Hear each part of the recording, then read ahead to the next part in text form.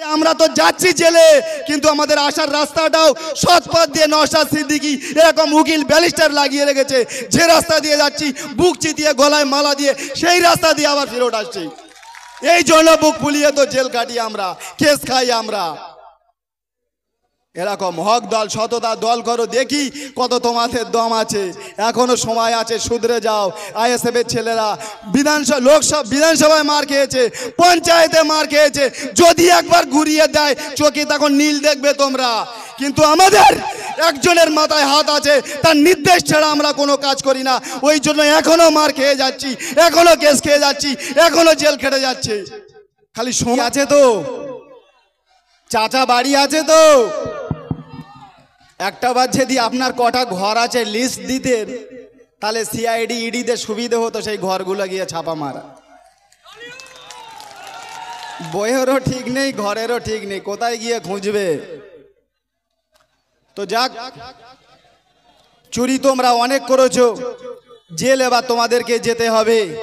ISF এর ছেলেরা যে মার খাচ্ছে, যে কেস খাচ্ছে, যে জেল খাচ্ছে, তার জন্যে একটাই কথা, আজকে আমাদের 30 তারিখ শেষ বক্তব্য।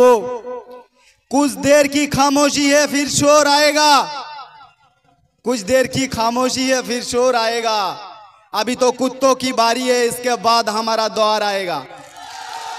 नागे तो आज আমরা গর্বের সাথে বলি, আমরা আইএসএফ করি, ভাইজানের দল করি। আজ একটা কথা, যখন গ্রামে গ্রামে র্যালি হচ্ছিল, আমরা র্যালি করছিলাম আমাদের প্রার্থীকে নিয়ে, যখন ঘুরছিলাম, টিএমসি মেম্বারের ছেলেরা বউরাও এরকম জানলা দিয়ে খুলে দেখছিল, তাদের মনের কথা উপভোগ করছিলাম। তারা বলছিল, আমার বাপ যেদিন চোর হতো, আজ আমরা ভাইজানের ছেলেদের সাথে হাতে কাঁধ মিলিয়ে, হাতে হাত মিলিয়ে আপনাদের সাথে এই র্যালিতে থাকতাম, আর বুক গর্ব করে বলতাম যে আমরা আইএসএফ করি, আমরা ভাইজানের দল করি। নাকি বাস্তবে বলছি, প্রত্যেকটা মানুষের মন উপভোগ করেছিলাম।